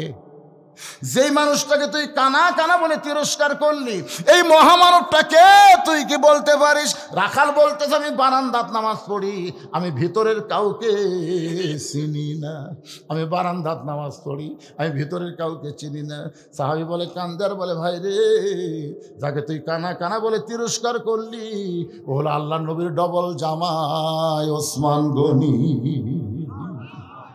রাখাল ছোট বাচ্চার মতন ছটফট করে। এই জন্যই বারান্দাত নামাজ পড়ি, এই জন্যই মসজিদের ভিতরে ঢোকার সাহস পাই না। মসজিদের ভিতরের সাহাবীদের আমি কেমনে চিনব? কিন্তু এই পথিক আমার সর্বনাশ করছে। আমার দিকে খেয়াল করে শোনেন, রাখাল এভাবে আঙ্গুল তুলে ওমর ফারুককে দেখায় বলতেছে এই পথিক আমার সর্বনাশ করছে। ওই পথিক আমারে কইছে সামনে কাতারে যদি নামাজ পড়ো তাহলে হযরত ওমরকে তুমি দেখতে পাওয়া। আমার সারা জীবনের সাধনা শুধু একটা বার হযরত ওমরকে দেখতে চাই। আজকে হযরত ওমরকে দেখতে এসে ওই মেহরাবের মধ্যে পথিককে যদি দেখতে পাই তাহলে তোমরাই বলো লোকমা দেওয়া ছাড়া তো আমার উপায় নাই। আমি আল্লাহু আকবার লোকমা দিয়া ওই পথিককে মেহরাব থেকে সরাবো, ওই জায়গায় হযরত উমরকে আমি এক নজর দেখতে চাই।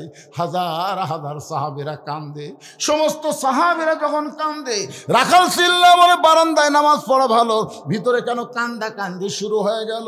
ওসমান গনি বলে রাখাল ভাই, ভিতরে কান্দার কারণ হলো তুমি যারে পথিক পথিক বলতেছ তিনি হলেন হযরত ওমর। গাছের গোড়া কাটলে গাছটা যেমন ঠাস করে পড়ে যায়, রাখাল তেমনি পড়ে কাটা মুরগির মতন ছটফট করে আর পাগলের মতন বলে আমির আল মুমিনিন, আমি আপনাকে তওবা পড়াইছি, আমি আপনাকে মুনাফিক কইছি, আমি আপনাকে ভণ্ড কইছি, এত কথা বলেছি গো আমি রগম রাখালকে, আপনি কিছুই বলেননি। সাথে সাথে হাজার হাজার সাহাবী এই কে রে বিচারপতি কে রে? কারে তওবা পড়াইছে, কারে মুনাফিক কইছে, কারে ভণ্ড কইছে যে ওমর রাস্তাতে গেলে শয়তান 40 দিন যায় না, আর তার সামনে কি বকওয়াস করতেছে? কারে তওবা পড়াছে, কারে মুনাফিক কইছে, কারে ভণ্ড কইছে? সমস্ত সাহাবী যখন চিল্লা চিল্লি, এমন সময় ওমর ফারুক বললেন, আতিউল্লাহ ওয়া আতিউর রাসূল ওয়া উলিল আমরি মিনকুম। এই লোকটা আমাকে তওবা পড়াইছে, আমাকে মুনাফিক বলেছে, আমাকে ভণ্ড বলেছে, তোমরা কি আর বিচার চাও? সমস্ত সাহাবী দুই হাত তুলে বলতেছে, অবশ্যই বিচার চাই। আপনি হলেন আমাদের আমির, আর আপনার তওবা পড়াবি, আপনার মুনাফিক, আপনার ভণ্ড, এত বড় কথা তাও মসজিদের মেহরাবের মধ্যে বলবে? অবশ্যই বিচার চাই।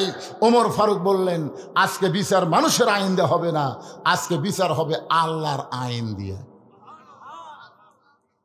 সমস্ত সাহাবীরা আল্লাহর কোরআনের বিচার দেখবে। ওমর ফারুক বললেন, এই মুহূর্তে যদি আমি বিচার শুরু করি তাহলে ফজরের নামাজ আমাদের সময় চলে যাবে, এই জন্য আগে আমরা নামাজ পড়ব, তারপরে এর বিচার আমরা আল্লাহর কোরআন দিয়ে করব। কোরআন দিয়ে কারা কারা আল্লাহর বিচার দেখবেন? সমস্ত সাহাবীরা বললেন, আমরা দেখতে চাই। আমার সামনে যারা বসে আছেন, আপনারা কি দেখবেন ভাই? এতদিন তো বহু অবিচার দেখলেন, আজকে একটা বিচার দেখেন, আল্লাহর কোরআনের বিচার কেমন। কারা কারা দেখবেন? দুই হাত তুলে আমার আল্লাহকে একটু দেখান। এ কে হাত তোলেনি? দেখেন তো কে হাত তোলেনি। লিল্লাহে তাকবীর, হাত নামান। মাশাআল্লাহ, আজকে আল্লাহর কোরআনের বিচার কেমন হয় নিজের চোখে আমরা দেখে এখান থেকে বাড়ি যাবো ইনশাআল্লাহ। আমার কলজা ভরে গেছে। এটি এখন এইভাবে পানি পড়লো কিভাবে? হায় হায় রে, খালি চর চর করে আইছে রে। না থাকার সরার দরকার নেই। আল্লাহ যার গায়ে লিওর পড়লো, যার গায়ে পানি পড়লো, আল্লাহ যদি বলে ওই শরীরের জন্যে আমি জাহান্নামের আগুন হারাম করে দিলাম। কারণ এটা তো কোরআনের মাহফিল, জান্নাতের বাগান, ঠিক কিনা বলেন? আমার গাঁত পড়তেছে, আপনাকে গাঁত তো পড়তেছে ভাই। কলজা আমার ভরে গেছে রে। এতক্ষণ একটা লম্বা আলোচনা করলাম, ওটা নাই বসে না, দুই একজন গেছে, আমি দরজা দিয়ে খেয়াল করছি যে গেল কি, একবারে গেল নাকি না, তারপর দেখি আবার ঘুরঘুর করে ঘুরে আসছে।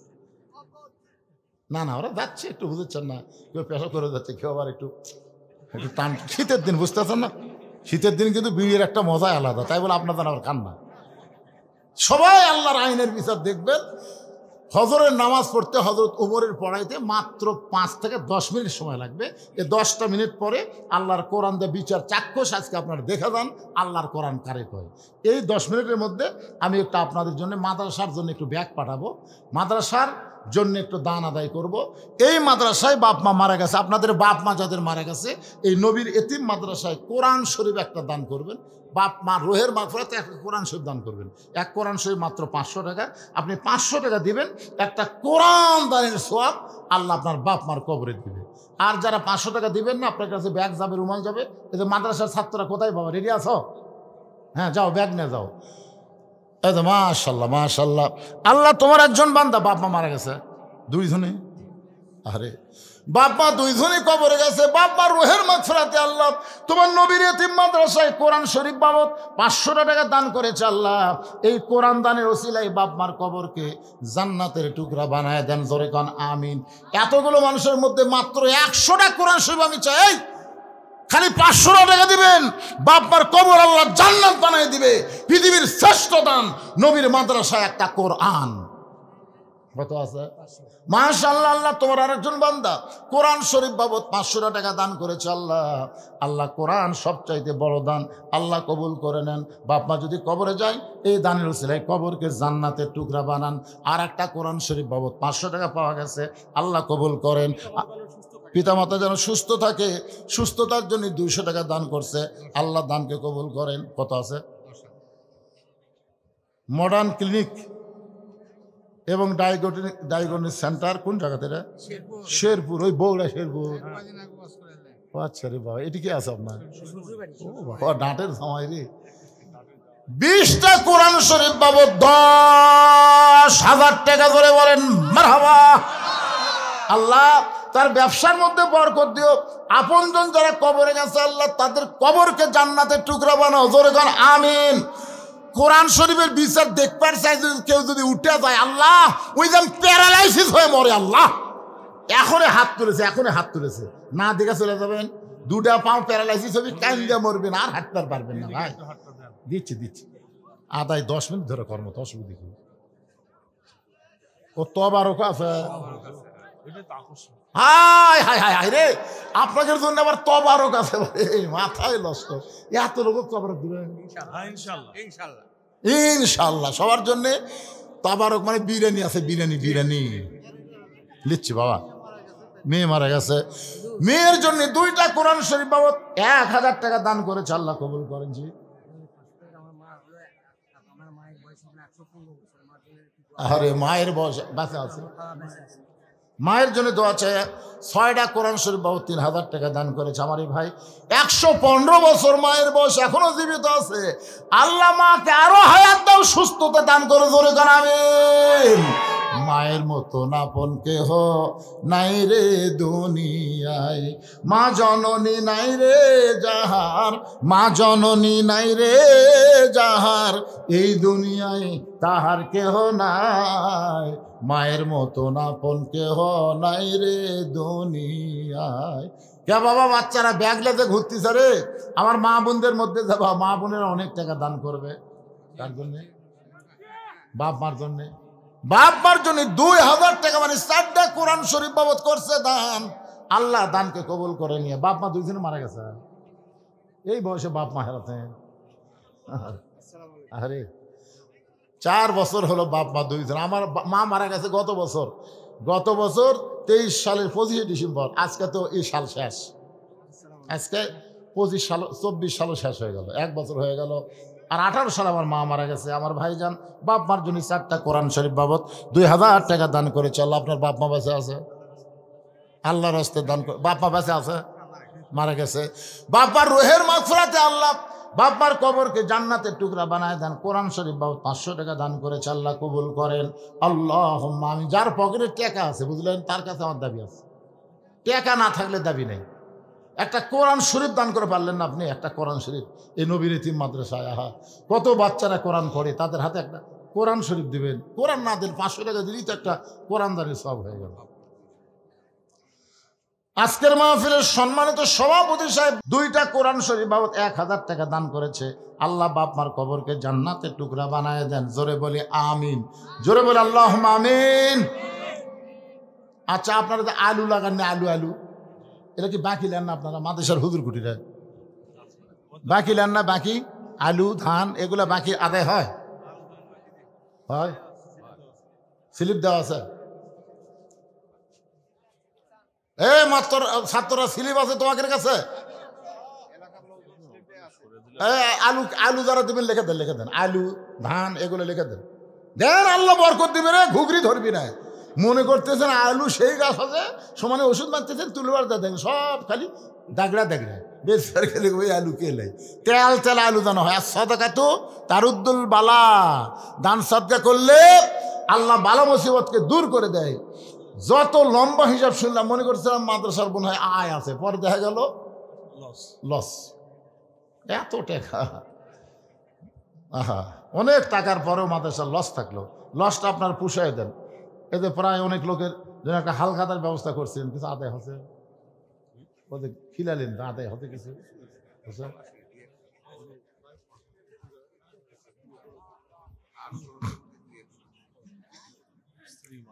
স্ত্রী মারা গেছে, রুহের মাগফিরাতে 2টা কোরআন শরীফ বাবদ 1000 টাকা দান করেছে। আল্লাহ লা ইলাহা ইল্লাল্লাহ, লা ইলাহা ইল্লাল্লাহ, লা ইলাহা ইল্লাল্লাহু মুহাম্মাদুর রাসূলুল্লাহ।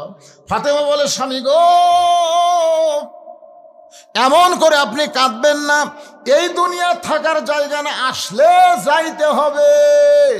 যত বড় রাজা হও বাদশা হও, যত বড় বিল্ডিং বাড়ি তৈরি করো, থাকতে পারবা না, রিটার্ন টিকিট আসলে যাইতে হবে। ধরে কোন কথা ঠিক কি না? কতজনকে কত কি দিলাম, যাবার কালে একজন আরো দেখা না পাইলাম। ও আমার সাদের মালা যায় রে ছিঁড়ে, রইব না আর বেশি দিন তোদের মাজারে। ডাক দিয়াছেন ডাক দিয়েছেন আল্লাহ আমারে, কোন দয়াল বাদ দেন, ডাক দিয়েছেন আল্লাহ আমারে, রইব না আর বেশি দিন তোদের মাঝারে, চলতে পথে 2 দিন থামিলাম কয়দিন। মনে করতেছেন হায় হায় আচ্ছা আর যাবো না রে, বসছি আর নামবো না রে, কি মশান দিয়ে আচ্ছা আর যাবো না, কি কন যাবেন না? এ কথা কন যাবেন না? আল্লাহ বলেছেন যাও, তোমাদের যাওয়াতে কোনো চিন্তা নাই। ওয়ালা তামুতুন্না ইল্লা ওয়া আনতুম মুসলিমুন, মুসলমান হয়ে যদি যাওয়ার পারো, দুনিয়ার মানুষ তোমাকে কবরে দিতে দেরি হবে, কিন্তু তোমাকে জান্নাতে নিতে আমার কোনো দেরি হবে না। মৃত্যু নামক যানবাহনের পিঠে চড়ে কবর নামক জান্নাতের দরজা দিয়া প্রত্যেকটা মুসলমান জান্নাতে চলে যাবে। ওগো স্বামী, আমি ফাতেমা দুনিয়া থেকে বিদায় নেওয়ার পরে আমার 3টা চাওয়া পুরা করবেন। ও মায়েরা যারা পর্দার অন্তরালে মনোযোগ দিয়ে শোনেন, 1 নম্বর চাওয়া হলো রাতের অন্ধকারে আমাকে দাফন করবেন। দিনের বেলা যদি কবর দেন তাহলে দুনিয়ার মানুষ আমার কবরের খবর জানবে। ফাতেমার কবর লম্বা কতটুকু, তাহলে ফাতেমা এতটুকু লম্বা ছিল। আমার কবরটা আপনি গোপনে দেবেন, দুনিয়ার কোনো মানুষ যেন জানতে না পারে। আমার 2 নম্বর চাওয়া হলো আমার কোনো জানাজার ব্যবস্থা আপনি করবেন না, আমার কোনো জানাজার ব্যবস্থা করবেন না। 3 নম্বর চাওয়া হলো আমার লাশটা খাটনি দিয়ে তুলবেন না, কারণ 4 জন পুরুষ মানুষ খাটনি কান্দে নেবে। আমি হিসাব করে দেখলাম এমন পুরুষ দুনিয়াতে নাই। ফাতেমার ওজন দুনিয়ার পুরুষ বুঝবে কেন? আমার বাবা যদি দুনিয়াতে থাকতো, মরা মেয়ের লাশের খাটনি বাবা কান্দে নিবার পারতো। আমার হাসান হোসেন যদি বড় হইতো, মায়ের লাশের খাটনি কান্দে নিবার পারতো। 6 মাস আগে আমার বাবা দুনিয়া থেকে বিদায় নিয়েছে। আমার হাসান হোসেন এত ছোট, আপনি শুধু কান্দে করে জান্নাতুল বাকির পূর্ব কোণায় সবুজ রঙের একটা বাতি জ্বলবে, ওই বাতি বরাবর আমাকে দাফন করবেন। হযরত আলী ফাতেমাকে দাফন করার পর আল্লাহর কাছে কান্দের বলে, আল্লাহ আমার ফাতেমাকে কবুল করে নাও, পর্দানিশি ফাতেমাকে আল্লাহ তুমি কবুল করে নাও। এই দোয়া করতে দেরি, তাকায় দেখে সামনে কয়েকটা পুরাতন কবর দেখা যায়। এইমাত্র ফাতেমার কবর, সেই নতুন কবর আর আলী খুঁজে পায় না। গোটা জান্নাতুল বাকি দৌড়ে বলে ফাতেমার কবর, ফাতেমার কবর। কে জানো বলে আলী রে। ফাতেমা পর্দানিশি, আমি আল্লাহ জহুরা ডিগ্রি দিয়া ফাতেমার কবরটাকে কিয়ামত পর্যন্ত পর্দা করে দিয়েছি। আমার মায়েরা যারা পর্দার অন্তর আছেন, মা আপনাদের 1 নম্বর নেক আমল হলো পর্দা। এই পর্দার মধ্যে থাকবেন। আমল যদি কম হয়, পর্দার মধ্যে থাকার কারণে আল্লাহ ফাতেমার সঙ্গে আপনাদের জান্নাত দিয়া দিবে। ফজরের নামাজ শেষ হয়ে গেছে, সমস্ত সাহাবীরা আল্লাহর কোরআনের বিচার দেখবে। ইন্নাল্লাহা ইয়ামুরুকুম আন তুআদ্দুল আমানাতি ইলা আহলিহা ওয়া ইযা হাকামতুম বাইনান নাস আন তাহকুমু বিল আদল। সুবহানাল্লাহ বলেন। কার বিচার? আল্লাহর কোরআনের বিচার। আর আমাদের বাংলাদেশের বিচারের খবর জানেন? 6 বছর আম বাগানে চাষ করছে, জ্যৈষ্ঠ মাসে দেখতে গেছে আম পাকছে কিনা, যা দেখে গাছের ডালে বসে এক ছোট্ট বাচ্চা আম পাড়তেছে আর ব্যাগের মধ্যে তুলতেছে। বাগানের মালিক কয়, আমি খাইনি, আমার পরিবারে কেউ খায়নি, তুই আমার কাছে আম পাড়তেছিস, তোর বাপ হোক যা বিচার দেবো রে, তোর বাপ হোক বিচার দেবো। ছেলে খালি মুচকে মুচকে হাসে। বাগানের মালিক বলে, হাসিস কেন? বলে, আমার বাপ হোক কোথায় খুঁজবার যাবেন, আমার বাবাও আর এক গাছে চড়ছে। বাগানের মালিক তাকে দেখে, ওর বাপ খালি আম পাড়ে আর বস্তা ভরায়, গাছের নিচে বসে কান্দের, বলে, আল্লাহ বিচার দিব কার কাছে? বেটাও চোর, বাপও চোর। আপনাকে এলাকার যে চেয়ারম্যান ছিল শালা শয়তান, সব মারে খাচ্ছে। জোরে কোন কথা ঠিক কিনা? ওর মার্কার যারা ভোট দিয়েছেন ভাই, ওই মারে খায় তাও পুলে গেছে, কিন্তু আপনারা পলাবার পারতেছেন না। হাসরের ময়দানে দেখবেন আপনি একটা ভালো মানুষ, 5 ওয়াক্ত নামাজ পড়েন, কিন্তু ওর মার্কাত ভোট দেওয়ার কারণে আপনার আমল নামাত গম চোর, সিমের চোর, রড চোর, প্রকল্প চোর, সাদা। আপনি কবেন, আল্লাহ আমি তো এগুলো জীবনে করিনি, তুই ভোট দিছ কাক? তো চোর একলাই ভোট পায় চেয়ারম্যান হয়ে চুরি করছে, তুই মাপ পাবো, এই জন্য জাগা মতো সিল মারবো। তোরে কোন কথা ঠিক না? কারণ মাদ্রাসার জন্য জায়গা নির্ধারণ করে গাছ কাটা হয়েছে, সেই গাছ নিয়ে গেছে। হাই হাই, আর বুঝবি ঠেলা বাবা, আসবি না কোনোদিন। শাহরাজ নামে একজন কোরআন শরীফ দিচ্ছে ডাইরেক্ট। কে? শাহরাজ একজন ডাইরেক্ট কোরআন শরীফ। আচ্ছা, ডাইরেক্ট একজন কোরআন শরীফ দিচ্ছে, আল্লাহ যে নিয়তে দিচ্ছে আল্লাহ কবুল করুক, জোরে কোন আমিন। আমি তো আয়াতে কারিমা তেলাওয়াত করলেন, বুঝবার পারছেন? আর একবার পড়ি, ইন্নাল্লাহা ইয়ামুরুকুম আন তুআদ্দুল আমানাতি ইলা আহলিহা ওয়া ইযা হাকামতুম বাইনান নাস আন তাহকুমু বিল আদল। মনে করেন নাঙ্গল দিয়ে চাষ করে ধান আবাদ করছে, ধান আবাদ করে এখন নৌকাত করে ধান নিয়ে যাচ্ছে, ওই পারে যায় ধানগুলা মাপিয়া বেচা লাগবে। এখন আপনারা বলেন তো কি লাগবে? রে খালি পল্লা কোন জায়গাত আছে রে? পল্লার সাথে একটা ডাঁড়িত নাই, তো দাঁড়ি পল্লা বলতে আপনাদের কোন জায়গাত লাগে? আরো জোরে, জোরসে বলুন, জোর হলো না, আরো জোরে।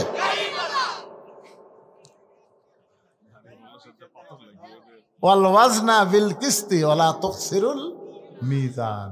আমার ভাই আবার একটা গ্যাটিস মারতেছে, পাথর লাগবে, পাথর আর নাহলে স্কেল মিটার লাগবে। আল্লাহর বান্দার একটু মনোযোগ দিয়ে শোনেন।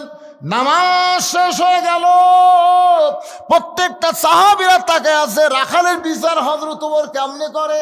সবাই তাকায় দেখে ওমর ফারুক সামনে কাতার থেকে রাখালকে এক টানে তুলে বুকের মধ্যে নিয়ে কপালে একটা চুমা খায়।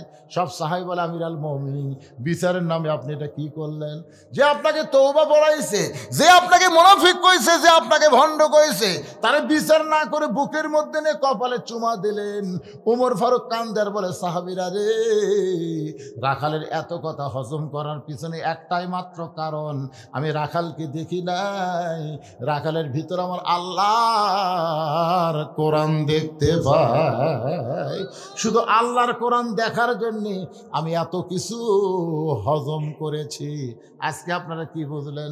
লিয়াবলুয়াকুম আইয়ুকুম আহসানু আমালান ওয়া হুয়াল আজিজুল গফুর। সুন্দর আমলের পরীক্ষায় যদি পাশ করতে চান, তাহলে মানুষের আইন দেওয়া হবে না, আমার আল্লাহর কোরআন লাগবে। জোরে কোন ঠিক কিনা? কারা কারা ঠিক বলেন? দুই হাত তুলে আল্লাহকে একটু দেখান তো ভাই। লিল্লাহু আকবার। আল কোরআনের আলো সংসদে জালো। কিসের ঘরে ঘরে রে? ঘরে ঘরে কোরআন জানাবেন, আর চোর বাটপার করে সংসদ পাঠাবেন নাকি? এক মমতা সংসদ পাঠে কি হয়েছেন? এক মমতার সংসদ যায় সমস্ত মৌলবীর বিরুদ্ধে, সব মৌলবী করছে না, ওটা মুসলমানের জন্য না। আমরা নববর্ষ, এদ ইংরেজি নববর্ষ এখন শুরু হয়ে গেছে। ও তাই তো রে, আরে বারে 25 সালের 1 তারিখ রে। আমরা তাহাজ্জুদের নামাজ দিয়ে এই নতুন বর্ষকে বরণ করে নিব। অতীতের যে বর্ষ চলে গেল 24 সাল, আমরা তওবা করব। আল্লাহ, যা করার দরকার ছিল তা হয়নি, কিন্তু মহান একটা নিয়ামত পাচ্ছি, হাসিনা পলাছে, আমরা স্বাধীন হচ্ছি। তোর এখন কথা ঠিক না? এটা হলো 24 সালের আল্লাহর নিয়ামত। 25 সালে আমরা আর একটা নিয়ামত চাই, হাসিনা ফ্যাসিস্ট পলাই গেছে, আল্লাহর কোরআনের বাংলাদেশ যেন হয়। তাহাজ্জুদের নামাজ পড়ব, আর আজকে ফজরের নামাজ জামাতে আদায় করব ইনশাআল্লাহ। কারা কারা ফজর নামাজ পড়বেন না দেখে হাত তোলেন তো। না, যারা পড়বেন না, এই শোনেন, এই শোনেন, আজকে কিন্তু বছরের শুরু ভাই রে। আজকে যদি খালি ফজরটা পড়ে পারেন, আল্লাহ সারা বছরের জন্য আল্লাহ আপনাকে নামাজের মধ্যে নাম লিখে নেবে। সুবহানাল্লাহ বলেন। আমরা নতুন বর্ষ এইভাবে পালন করব, কোনো গান না, বাজনা না, ঢোক ঢাক না। কথাটা বুঝলেন না? আমরা মুসলমানের বাচ্চা, মুসলমানের সন্তান, আল্লাহর শুকরিয়া আদায় করে আমরা নতুন বর্ষকে উদযাপন করতে চাই। আল্লাহ যেন তৌফিক দেয়। জোরে কন আমিন। বাবা মা ভাই সবাই মারা গেছে, রোহের মাগফিরাতে 400 টাকা দান করে, চল 500 দিছে, 500 টাকা কোরআন শরীফ বাবা দান করেছে। আল্লাহ সকলের কবরকে জান্নাতের টুকরা বানান। ধরে কোন আমিন। ইস্তেগফার পড়েন, মোনাজাতের পরে আপনাদের জন্য কিন্তু তবারক আছে, বুঝলেন? খালি খালি দান যাবেন না, তবারকের ব্যবস্থা আছে। আস্তাগফিরুল্লাহ রব্বি মিন কুল্লি জামবি ওয়া আতুবু ইলাইহি আস্তাগফিরুল্লাহ রব্বি মিন কুল্লি জামবি ওয়া আতুবু ইলাইহি আস্তাগফিরুল্লাহ রব্বি মিন কুল্লি জামবি ওয়া আতুবু ইলাইহি লা হাওলা ওয়া লা কুওয়াতা ইল্লা বিল্লাহিল আলিয়্যিল আযীম। আপনারা কি কিছু বলবেন? দোয়া করে দেব। আল্লাহুম্মা আমিন। আল্লাহ 24 সালে ওয়াজ শুরু করেছিলাম, 25 সালে এসে মোনাজাত শুরু করলাম। মাবুদ মাওলা একটা বছর আমাদের মাঝ থেকে বিদায় হয়ে নতুন আর একটা বছর শুরু হয়ে গেল। আল্লাহ তোমার বান্দারা বান্দিরা আরামের বাড়ি ঘুমকে বাদ দিয়া কত কষ্ট করে এই জান্নাতের বাগানে বসে বসে কোরআন হাদিসের আলোচনা শোনার পরে আমি গুনাহগারের সঙ্গে রহমতের দরজায় ফকির হয়ে দোকানা হাত তুলেছি। আল্লাহ মেহেরবানি করে আজকের মাহফিল আমাদের সকলের হেদায়েতের জন্য, নাজাতের জন্য, জান্নাতের জন্য কবুল করো। এই মাহফিলের শুরু থেকে শেষ পর্যন্ত যত আলোচনা হয়েছে আল্লাহ, এর মধ্যে যদি ত্রুটি হয়, ভুল হয়, মাফ করে দিও। এর হাদিয়া মঞ্জুর করো সোনার মদিনায় নবী পাকের রওজা মোবারকে আল্লাহ কবুল করো। তামাম আম্বিয়ায়ে কেরাম, আসহাবে কেরাম, তাবিনী কেরাম, তাবা তাবিনী কেরাম, তামাম পৃথিবীর মাটির নিচে যত মুমিন মুমিনাত আল্লাহ কবরে গেছে সকলের কবরকে জান্নাতের টুকরা বানাও। আমরা যারা হাত তুলেছি আমাদের জনম দুঃখনী মা মা যাদের কবরে গেছে আল্লাহ, ছোট্ট একটা শব্দ হলো মা, এ নামের মধ্যে কি মধু আছে, যাদের মা নাই তারাই বুঝতেছে। এই দরদের মা যাদের কবরে গেছে আল্লাহ, মায়ের কবর জান্নাতের টুকরা বানায় দাও। বাবার বাড়িঘর সবই আছে, আমি সহ আমরা যারা বাবা হারে এতিম হয়ে গেছি আল্লাহ মেহেরবানি করে বাবার কবরটাকে জান্নাতের টুকরা বানায় দাও। আল্লাহ আমাদের দাদা দাদি, নানা নানি, আত্মীয় স্বজন, শ্বশুর শাশুড়ি যাদের কবরে গেছে আল্লাহ কবরবাসীদের মাফ করে দাও। আল্লাহ এই বিয়ারহাট আশরাফুল উলুম হাফেজ মাদ্রাসাকে কিয়ামত পর্যন্ত আল্লাহ তুমি কবুল করো। এই মাদ্রাসার জায়গা জমি মাদ্রাসা তৈরি করতে যাচ্ছ, এখনো যারা আছে আর যারা অন্ধকার কবরে চলে গেছে আল্লাহ, আল্লাহ যারা মাদ্রাসার হিতাকাঙ্ক্ষী হয়ে কবরে চলে গেছে তাদের কবরকে জান্নাতের টুকরা বানাও। এখনো যারা জীবিত আছে মাদ্রাসার উসিলায় তাদেরকে পুরাপুরি নবীর উম্মত হিসাবে কবুল করে নাও। আল্লাহ মাদ্রাসার ম্যানেজিং কমিটির সভাপতি, মাদ্রাসার সহসভাপতি, মাদ্রাসার সেক্রেটারি, মাদ্রাসার কেশিয়ার, মাদ্রাসার সদস্য, মাদ্রাসার মোহতামি, মাদ্রাসার তালবে ইলম, মাদ্রাসার ওস্তাদ যার মাথায় পাগড়ি দেওয়া হলো আল্লাহ সকলকে তুমি কবুল করো। আল্লাহ এই মাদ্রাসাকে মহব্বত করে নগদে বাকিতে যারা দান করেছে আল্লাহ সব দানগুলোকে জান্নাতের বিনিময় হিসাবে কবুল করে নাও। আল্লাহ আল্লাহ আমার মা বোনেরা পর্দার অন্তরালে বসে বসে শুনেছে, আবিদা সালেহা পদ্দান সে কবুল করে, মা ফাতেমার চরিত্র দান করে দাও। আমাদের মধ্যে আমরা যারা অসুস্থ আছি আল্লাহ সুস্থতার নিয়ামত দান করো। 24 সালের 5 আগস্টে আমাদের বাংলাদেশ আবার দ্বিতীয়বার স্বাধীন হয়েছে। এই স্বাধীনতার জন্য 2000-এর বেশি ছাত্র জনতা জীবন দিয়েছে। আল্লাহ তাদের সকলকে শাহাদত হিসাবে কবুল করে দাও। আল্লাহ যারা হাসপাতালে আছে অসুস্থ অবস্থায় পঙ্গু হয়ে আল্লাহ তাদের সকলের প্রতি খাস রহমত নাজিল করো।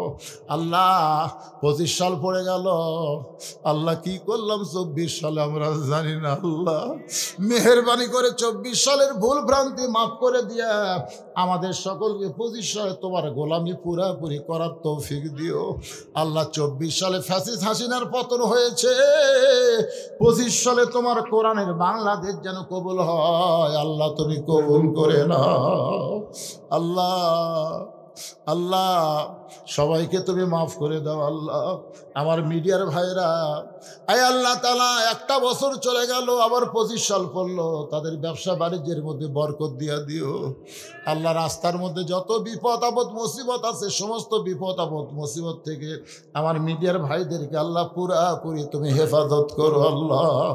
আয় আল্লাহ তাআলা, আমি গুনাহগার বলে দোয়া ফিরাই দিও না আল্লাহ। আজকের মাহফিলের সম্মানিত সভাপতি, সহসভাপতি, প্রধান অতিথি, বিশেষ অতিথিদের আল্লাহ তুমি কবুল করো। আমার মা বোনদের কবুল করো। কে কোন নিয়তে হাত তুলেছে আল্লাহ, সকলের নেক নিয়ত নেকাশাকে তুমি কবুল করো আল্লাহ। আমরা 24 সালে অনেক কিছু দেখলাম। বাংলাদেশ বিজয় হলো, সিরিয়া বিজয় হলো, আমরা 25 সালে মিশরের বিজয় চাই আল্লাহ। ফিলিস্তিনের মুসলমানকে আমরা বিজয় চাই। পৃথিবীর মানচিত্র থেকে ইসরায়েল ইহুদিকে আল্লাহ তুমি ধ্বংস করে দাও। তোমার বাইতুল মুকাদ্দাস মুসলমানকে তুমি ফিরিয়ে দাও আল্লাহ। আল্লাহ আমাদের সকলের দোয়াকে তুমি কবুল করো আল্লাহ। একটা মিনিট একটু নিজের চোখটাকে বন্ধ করে মাথা নিচু করে সবাই বলেন, কত মানুষের জানাজার নামাজ আমরা পড়েছি, এই 2 হাত দিয়ে কত কবরে মাটি দিয়েছি। একদিন আমরা সবাই মরে যাব। যেদিন আমাদের মৃত্যু হবে, দিনটা যেন জুমার দিন হয়, মাসটা যেন রমজান মাস হয়। ইমানের সাথে, ইজ্জতের সাথে এই দুনিয়া থেকে বিদায় নেওয়ার সময় আমাদের জবানে তুমি জারি করে দিও, লা ইলাহা ইল্লাল্লাহু মুহাম্মাদুর রাসূলুল্লাহ সাল্লাল্লাহু আলাইহি সাল্লাম। আসসালামু আলাইকুম ওয়া রাহমাতুল্লাহি ওয়া বারাকাতুহু।